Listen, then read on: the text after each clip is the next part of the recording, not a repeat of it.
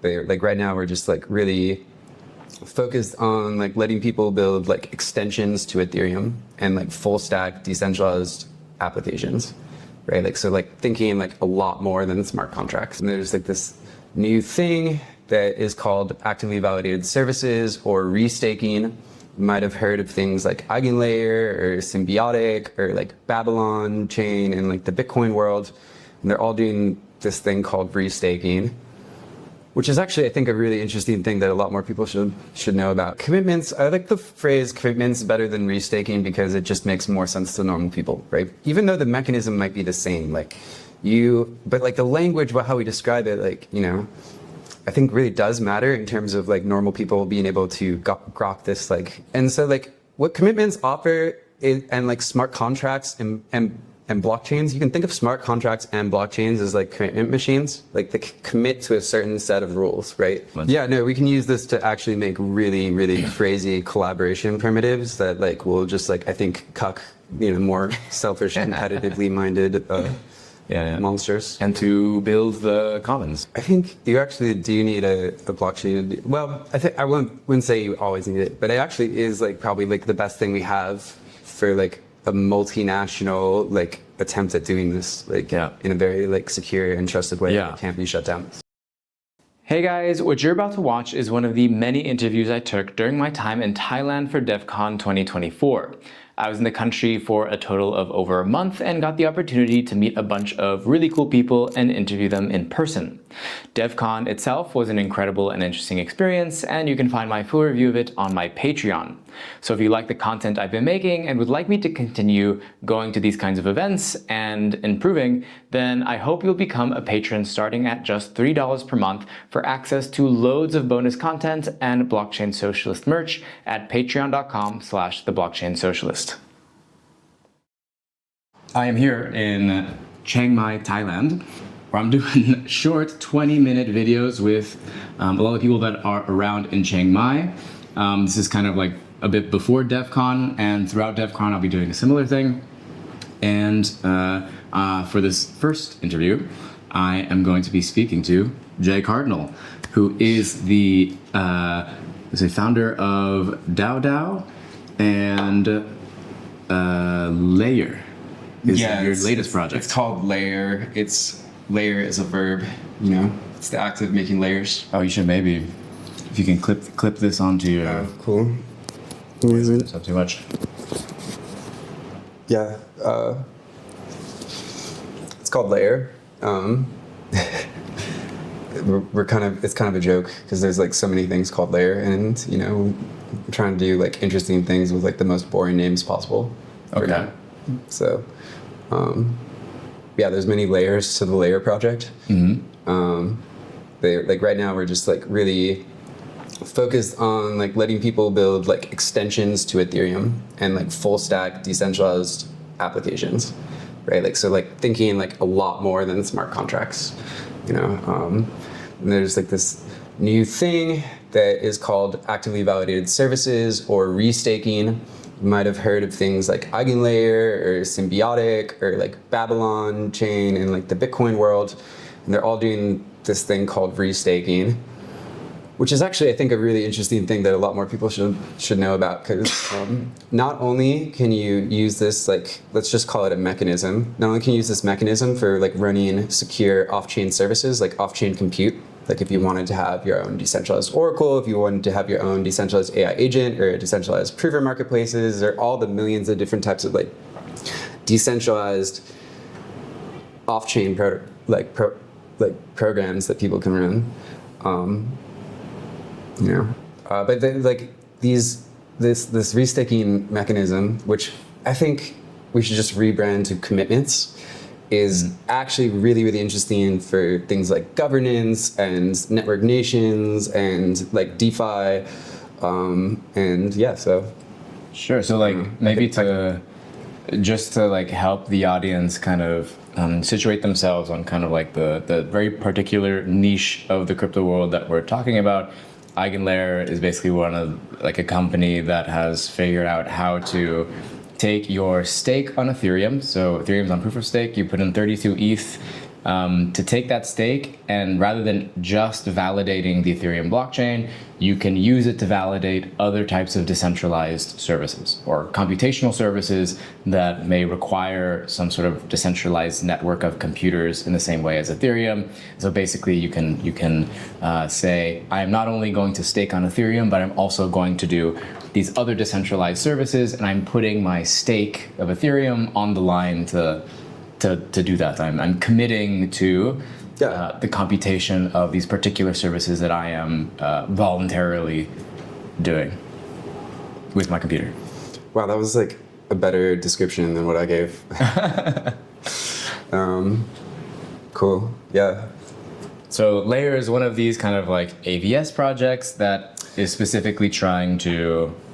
We're trying to make a stack that allows you to make layers, and some of these layers are AVSs, some might be things like rollups or chains. We just want to make tools for you to make more of these things. Right. And so I think the particular kind of thing that we want to zoom in on with the technology that Layer is working on is specifically commitments, and using what is, I mean, just to give maybe slightly more context, like at least I don't know how you've seen it, but what I've seen is the Eigen Layer stuff and the kind of adding on of these services on top of Ethereum stake has kind of become, or what I've seen dominate a lot is like a mindset of financialization, or a mindset of like leveraging your stake for more rewards for others, like through other services. Mm-hmm. And that can be seen in that framework, but I think what we want to talk about a little bit more is how instead we can think about it in a different framework, rather than like using it as purely incentive mechanisms for more money, but like committing to like a broad range of different types of agreements. Yeah, totally.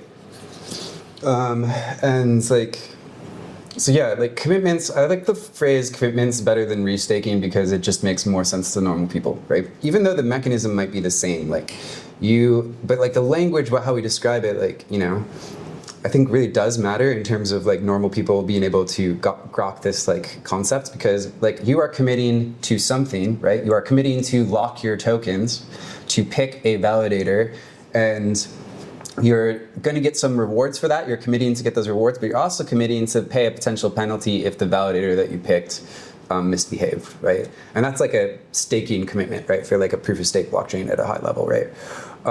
We can think about other types of commitments too, right?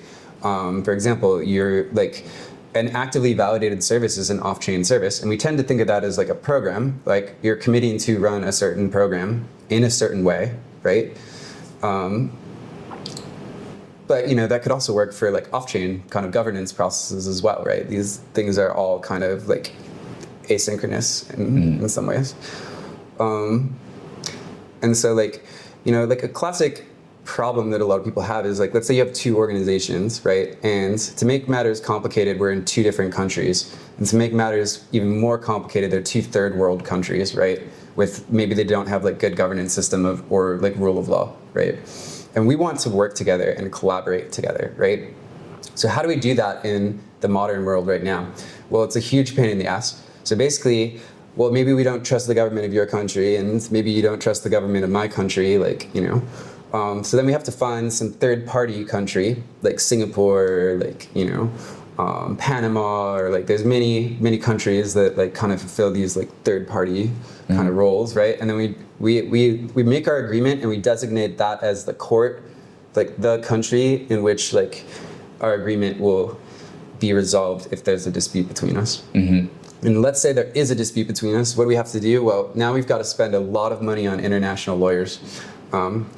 And not everybody can obviously afford to pay like massive rates of international lawyers, right? So, you know, if this suit is not worth spending like hundreds of thousands of dollars on, well, you're out of luck already. Like, but if let's say it is, you know, you think it's worth it to like really fight this out, right? You have to pay those lawyers. You fight it out in like Singapore or whatever your third-party court was, and you win. Well, now you have to like collect. Right? So just because you won in court doesn't mean you like automatically get the money. Now you have to go through like the process of trying to like collect from me, and my government in my country might not be like super helpful in helping you do that, right? Right. And so it's just like, even in this like international law context, like, first of all, we can see like a lot of the legacy of like colonialism in that we have an international justice system, but it only works for some people. And even then, it doesn't work that well even for those people. So even if you're like running like some international organization, like you're dealing with a very inefficient and very expensive system that doesn't like help your bottom line, right? And so like what commitments offer is, and like smart contracts and blockchains, you can think of smart contracts and blockchains as like commitment machines, like they commit to a certain set of rules, right? And with smart contract chains, we can extend the set of rules by which they like make commitments. And so we could, let's say we have our two orgs again and we wanted to collaborate or like come to some agreement, right?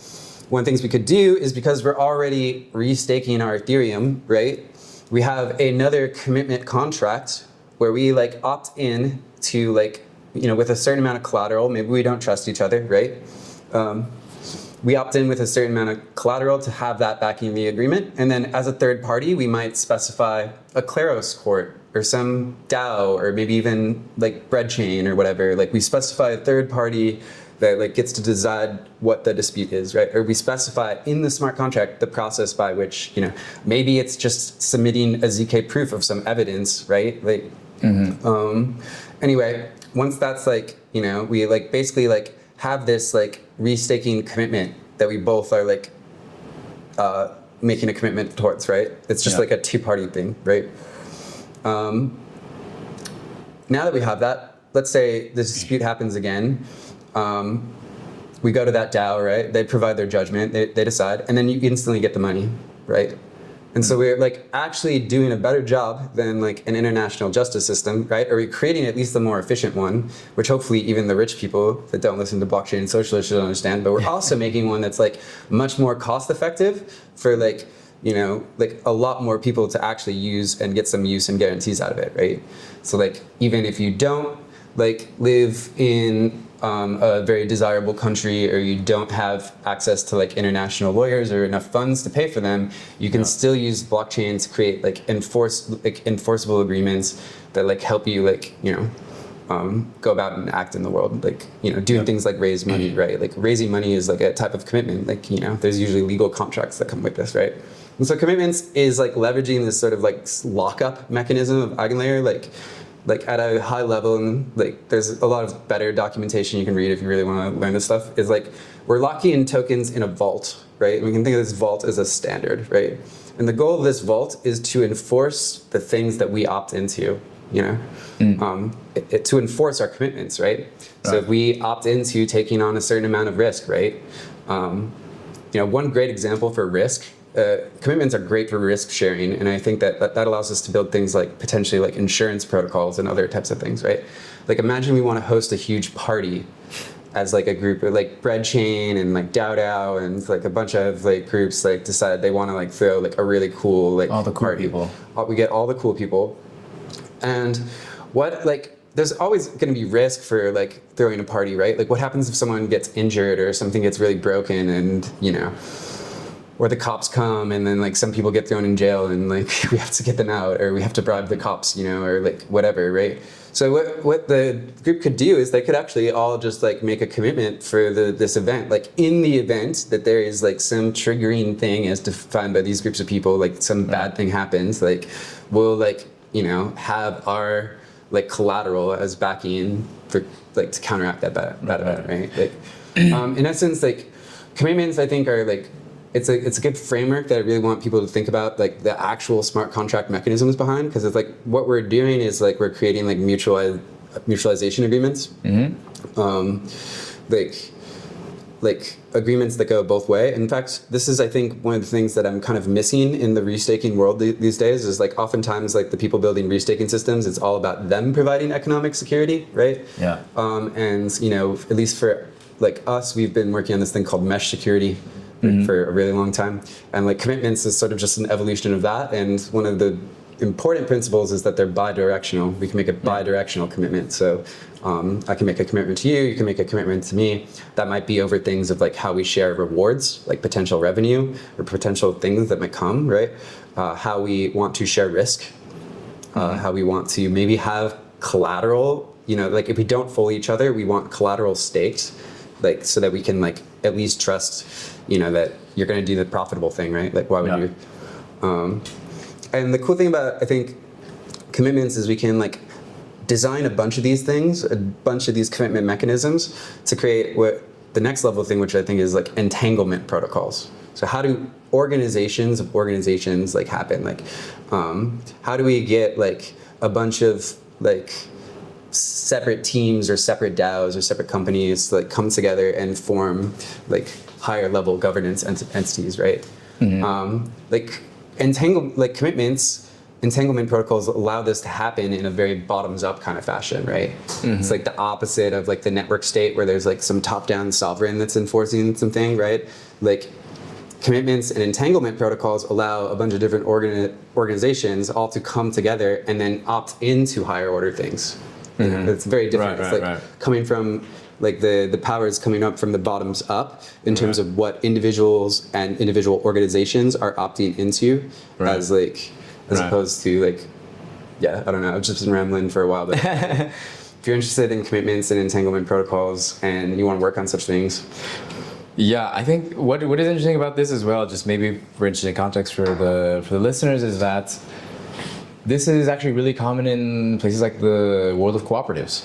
Like cooperatives, I can't remember which country it was or if there was something in some sort of like bylaws, but there is generally a commitment between cooperatives to handle legal disputes between each other.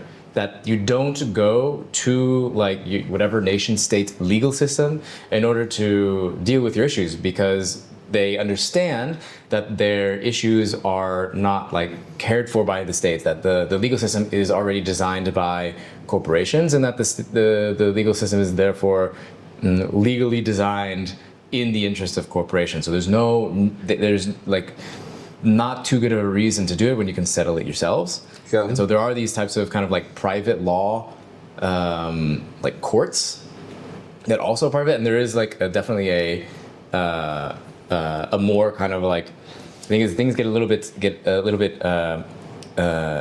mushy, where you can do it for kind of like ends of deregulation and like financialization and these special economic zones, but you can also do it in the case of like a rejection of the status quo being one that is already dominated by corporate interests. So why would you go into that? So I think, the blockchain offers us like this interesting space for like it although it seems on the surface like just financial commitments. Here we're saying that like, no, this can actually expand beyond just the financial, and we can do this at a level that is like kind of mutual, and we can increase the complexity like from the inside out rather than from like, everyone pray to Balaji for entering into the whatever fucking network state thing he's onto in that moment. Yeah, no, we can use this to actually make really, really crazy collaboration primitives that like will just like, I think, cuck, more selfish, competitively minded monsters. And to build the commons. Yeah, I mean, it's like, I think that the commons and collaboration are actually like very, very effective strategies, and I think that they'll dominate. Yeah. I really do. I think, but I do think we need like the right primitives that enable for like bottoms up organization that like respects people's like sovereignty and stuff like that. Because like, and also just like allow these new primitives to really emerge. I think that it's surprising to me that like, even though DeFi has like had a lot of time to come up with like basically most financial primitives, there's one primitive that is actually very common in the real world that like I've not seen DeFi really tackle. Though you could argue restaking is also kind of like a version of this primitive, and that's like a lien. Like the concept of lien, right? Which is like that, like if you have your money in a bank, there can be like a lien on your account, right? Like, it's like such a simple mechanism, but it underlies everything from mortgage contracts, which, like are basically like loans for people, right? Like, you know, as long as people are making payments on their house on time, they own their house. There's nothing the bank can do. But if they break the contract, the bank can get a lien on their house, right? And, you know, but I think it's important to think about like how these systems can also be used for like the commons as well. Because what it really is, it's about like how do you enforce the commons? How do you enforce rules without, again, having like a top-down, like, you know, kind of a sovereign, right? And you need that sort of like bottoms-up commitment and of like people sort of like opting into additional conditions and rules in exchange for benefits, mind you, right? Like like I think that what's really great about them is it gives us this very rich mix of both the carrot, obviously, which everyone's focused on, but it also gives us like the stick, right? Which allows us to build like, you know, more. One of the crazy things to me is like someone who spent a lot of time in DAOs is like how many like disputes like basically still wind up in lawsuits, which like, which to me is like always a challenge that the tooling is not good enough yet. And I think that if more things like if we can like grow this vocabulary of commitments, if we can think about new types of commitment mechanisms for different types of things, that like I do hope we'll get to a world where that doesn't happen anymore. Like, that in fact like most things resolve themselves off chain and very few things resolve themselves on chain, and very few things like are resolved in like court cases. I don't think you'll ever completely get rid of that, but you know. Yeah. At least form the basis. I mean, I can imagine you make a situation where the opportunity costs of, you know, going to court are simply much higher than once after the fact you have made a commitment that is on chain, that you just simply don't want to go through the hassle of going through the nation state court if you don't. Also just like time. It's like better UX, right? Like, would you rather wait like 3 years to get your money, or would you rather get your money once the dispute is instantly resolved? Like, right. It's much better UX. Like, I feel like, you know, yeah, it's tackling. I think just back to the commons part. That being a part of a commons, being part of like community, like ought to have commitment to it. Like you can't. I mean, to you know, get out of this like kind of freeloader problem in these types of communities. Like conflict is difficult, and you know, you can make systems where it's difficult to like predict all the conflicts that are going to arise, but to at least have some sort of basis in which you are committed to some type of action and some form of solidarity, which requires a commitment. And that we don't need a nation state to do it, legal system. Maybe we don't need a blockchain to do it, but sometimes maybe we do. Sometimes it would be nice. I think you actually do need a blockchain to do. Well, I think I wouldn't say you always need it, but it actually is like probably like the best thing we have for like a multinational like attempt at doing this like in a very like secure and trusted way that can't be shut down. So there's like particular contexts which may become more and more frequent, I think, with just the way things are going, and just also having that possibility to do it can make it more frequent. Yeah. So let's get bread chain like all into commitments, and you know, that's, you know, also, you know, if you can like get restaking, like, you know, or commitments, right? You're getting that reward, make a commitment to direct that reward towards the commons, right? And I think that this is really great, is because, you know, there's no mechanism by which we can have like a bunch of different blockchains, for example. Let's say there's like some new thing that we'd all benefit from, right? Like, how do we commit that we're all going to like provide some certain amount of funds to like help develop that thing, right? Interacting with the bread chain is a commitment, and we are committed to you, comrades. It's get your bread. Bake that bread. Yeah. All right. Thanks, Jake, so much for enlightening us with this work. I don't know if it was enlightening. I hope it was not definitely confusing. I think it was a good introduction for people. Yeah. Appreciate it. Next time we'll do it with like UI and like presentation, because it's much easier to have pictures. Well, send me the pictures, I'll put them on top. That's amazing. All right.